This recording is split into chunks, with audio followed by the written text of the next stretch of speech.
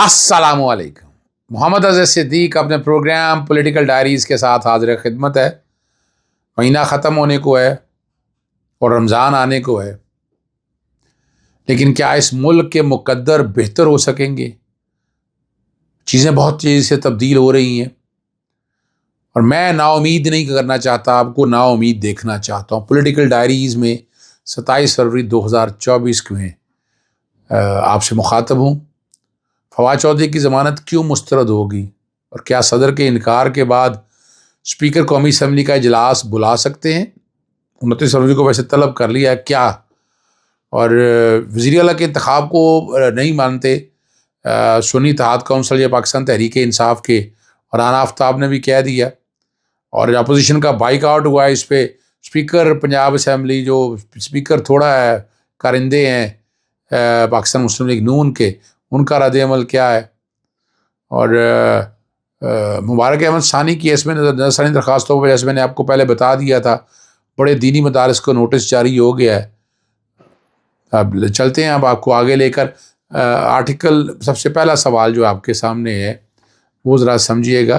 Speaker راجہ پرویز اشرف نے قومی assembly کا اجلاس 29 فروری کو طلب کرنے کا فیصلہ کیا ہے.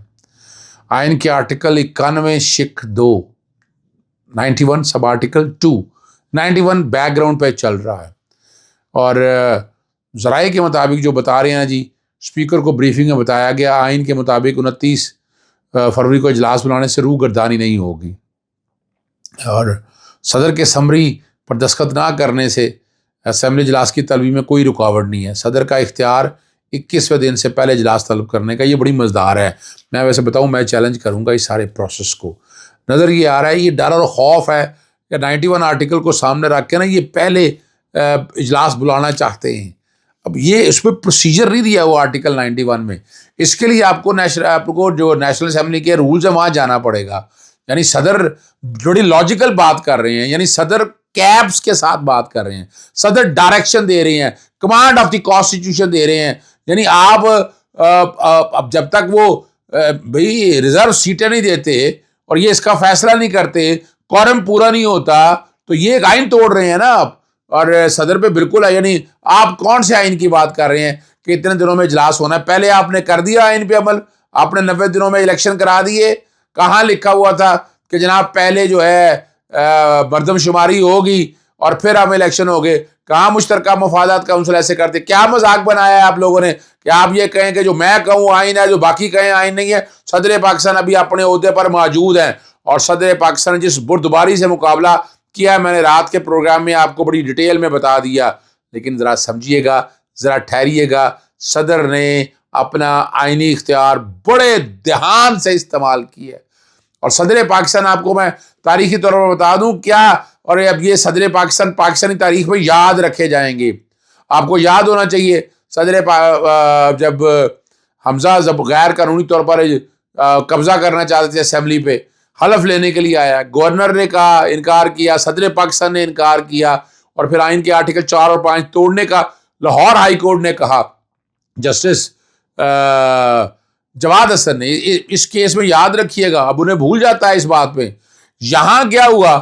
یہاں میں وہ آپ کے سامنے ثابت کروں گا کہ یہاں ری رائٹ آف دی کانسٹیٹیوشن ہوئی ہے. ایک فیصلہ ہوا 48 گھنٹے میں، 72 گھنٹے میں، chief justice Lahore high court جہاں جسٹس محمد امیر بٹی نے کہا. پھر دوسرا کیا ہوا 48 گھنٹے میں، اور تیسرا کیا ہوا 24 گھنٹے میں فیصلے آئے. یہاں آپ دیکھ رہے ہیں اب کون سے فیصلے ایسے ہیں جو آپ اتنی جلدی اور تیزی سے دیکھ رہے ہیں.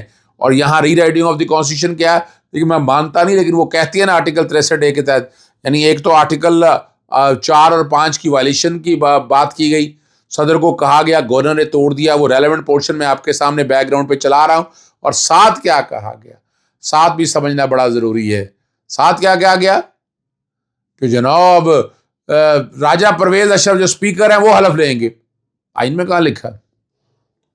آئین میں جو حلف لینا ہے وزیر اعلیٰ کا، میں آپ کے سامنے بیک گراؤنڈ پہ چلا دیتا ہوں. حلف کس نے لینا ہے؟ اب حلف تو صدر نے لینا ہے، سوری گورنر نے لینا ہے. گورنر نہیں ہے تو صدر لیں گے. یہ اسپیکر کہاں سے آ گیا؟ یہ ہمارے لاہور ہائی کورٹ کے جج صاحب نے کہا، لیکن چونکہ وجہ حالات ایسے تھے، میں اس فیصلے کو اس حد تک تو مانتا ہوں، لیکن میں بڑی کلیئرٹی کے ساتھ بتا دوں کہ یہ ایسا نہیں ہے. کہ جو مرضی دل چاہے آپ جس طرح مرضی چیزوں کو لے کر چلتے رہیں، یہ پاسبلٹی نہیں ہے. یہ جو کچھ ہو رہا ہے غلط ہو رہا ہے. اور اپوزیشن نے جو بائیک آؤٹ پہ اسپیکر پنجاب اسمبلی نے رد عمل کہہ دیا ہے، انہوں نے کہا ہے کہ بائیک آؤٹ کر کے آئین کا بائیک آؤٹ کیا ہے. اور مریم نواز نے انہیں بلانے کے لیے غیر سگالی کا کیا غیر سگالی کا مظاہرہ کیا جی؟ آپ نے سیٹیں دی نہیں ہیں، آپ بیٹھے اپنی مرضی سے ایوان کو چلاتے پھر رہے ہیں. کون کہتا ہے کہ یہاں آپ اپوزیشن کو ساتھ لے کر چلنا چاہتے ہیں؟ یہ صرف پالیسی ہے، فراڈ اور فریب کیا جاتا ہے آپ لوگ اور ہم لوگوں کو بتانے کے لیے کہ ہم بڑے آئین کے پاسدار ہیں. کون سے آئین کے پاسدار ہیں؟ ذرا یہ سمجھنا چاہیے گا. سنی اتحاد کونسل کے رہنما جو رانا آفتاب نے کہا ہے کہ جو انتخاب ہے نا پنجاب کا، اخلاقی، جمہوری اور آئینی نہیں ہے. اسپیکر نے جمہوری عمل جس طرح بلڈوز کیا ایسا کسی سیاسی تاریخ میں نہیں دیکھا. اور بڑا دل کر لے کر آئے تھے لیکن ہمیں انہیں بولنے نہیں دیا گیا. صرف یہ کہنا چاہتے ہیں کہ ہمارے ارکان کو اندر آنے دیا جائے. اسپیکر سمجھتے ہیں کہ ان کو قانون پر بہت عبور ہے. میرا یہی کہنا ہے کہ جمہوری عمل کے لیے ہم اس انتخاب کو نہیں مانتے. ہاں، انہوں نے ممبران کو زر خرید سمجھا ہوا ہے. یہ بڑا اہم معاملہ ہے. اور یہ ڈیٹیلیں آ جانے دیں. مریم صفدر کا الیکشن بھی یقیناً چیلنج کیا جائے گا اپنا وہاں پر ہائی کورٹس کے اندر. مبارک احمد ثانی کی اس میں نظر ثانی درخواستوں پر بڑے مدرسوں کو وہ تحریری آرڈر جاری کر دیا ہے. سپریم کورٹ نے نوٹس جاری کر دیا ہے. اور چیف جسٹس قاضی فاضل سربراہی میں تین ججز تھے، جسٹس محمد علی مظہر اور جسٹس مسرت العلیٰ. اور اس میں تمام درخواستوں کا نمبر لگانے کا بھی کہہ دی ہے.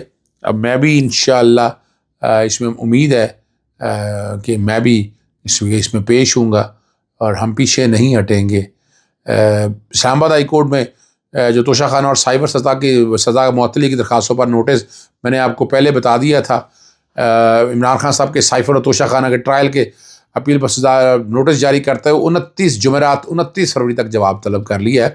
نیب کو نوٹس ہوا ہے اور FIA کو ہوا ہے. اور جو شریک مجرمان ہیں جو کہ اس میں توشہ خانہ ہے، سائفر میں شاہ محمود قریشی ہیں اور بشرا بی بی جو ہیں وہ توشہ خانہ کے کیس میں ان کی درخواستوں ضمانتی درخواستوں پر بھی 29 کے لیے 29 کو یہ کہیں گے وکیل کر رہے ہیں یہ کوئی معاملہ بڑا نہیں ہے. میں عمران خان صاحب کے بہت جلد ضمانتوں میں رہائی دیکھ رہا ہوں اور ان کو میرٹ بھی اگر یہ فیصلہ بھی کرائیں تو یہ ختم ہو جائیں گے. یہ میں بتا دوں آپ کو، یہ کیس گراؤنڈ پہ نہیں رہیں گے. ان کیسوں میں ہے ہی کچھ نہیں ہے، کچھ نہیں ہے ان کیسز میں. یاد رکھیے گا یہ گراؤنڈ پہ یہ کیسز ختم ہو جائیں گے. میں پھر بار بار آپ کو بتا دوں. اور احتساب عدالت میں جیلم میں جو ترقیاتی منصوبہ میں جو کرپشن کے کیس فواد چودھری کے اگینسٹ بنا ہے ان درخواست ضمانت مسترد ہوگا. اب ایک ہی سیاسی جماعت ہے جو بہت صاف شفاف ہے، نائی ہوئی ہے، دودھ و پلی ہے، یعنی کوئی کرپشن کا کیس نہیں ہے اس کے علاوہ. لیکن فواد چودھری کی درخواست ہو گئی جی ترقیاتی وہ کرپشن کی اور پروسیکیوٹر نے درخواست مسترد کرنے کی استدعا کی.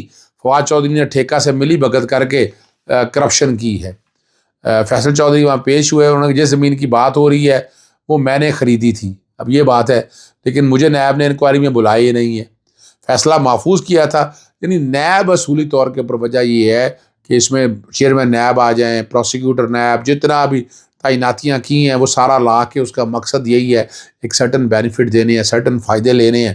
اور یہاں نظر آ رہا ہے پولیٹیکل وکٹمائزیشن کا یہ کیس ہو رہا. ہاں، اور وزیر صحت اور جسٹس مقبول باقر جو ریٹائرڈ جج ہیں جو بڑی باتیں کرتے تھے پولیٹیکل وکٹمائزیشن کی، جو زیادتیاں سندھ کے اندر ہوئی ہیں، جن لوگوں نے سندھ کے اندر کی ہیں، خاموش بیٹھے رہے ہیں. آج سول لبرٹیز کی بات کریں گے. جسٹس مقبول باقر سے امید نہیں تھی. یہاں جب سپریم کورٹ کے جج تھے بڑی باتیں کہا کرتے تھے لیکن وہاں ایسے تھے جیسے ہاتھ بندھے ہوئے ہیں. تو ایسی نہیں کرنی چاہیے تھا نا آپ کو. نگران وزیر لے کے آپ نے کیا آپ کا نام تاریخ میں اچھے لفظوں میں نہیں یاد رکھا جائے گا، سیاہ دور کہلائے گا. نگران حکومتوں نے جو اس ملک کے ساتھ کیا ہے، جو کھلواڑ کیا ہے. ایک غیر قانونی وزیر اعلیٰ پنجاب کے اندر بھی بیٹھا رہا، خیبر پختونخوا بھی اندر 90 دن سے زائد وہاں ہوا، باقی سندھ کے اندر بھی جو نگران وزیر اعلیٰ ہے وہ صرف ایک ایجنڈا لے کر چلتے رہے. پرانی حکومتوں کا اپنے اختیارات انہوں نے کسی طرح بھی استعمال نہیں کیے. یہ بھی کہہ سکتے ہیں یہ والے معاملات بھی ہیں. آنے والے دنوں میں دیکھوں گا میں کیا کر سکتا ہوں. میں چیلنج کرنے کا ارادہ رکھتا ہوں ان سب چیزوں کو اور انشاءاللہ بہت جلد ہم اس سارے معاملے کو عدالتوں میں لے کر آئیں گے. ہمارا کام ہے آپ تک حق اور سچ کی آواز پہنچاتے رہنا اور آپ کو آگاہی دیتے رہنا. جو اس ملک کے اندر اب لا قانونیت اور جو زیادتی اور اس پہ خاموش نہیں بیٹھا جائے گا. اجازت چاہتا ہوں. السلام علیکم. اللہ حافظ. پاکستان زندہ باد.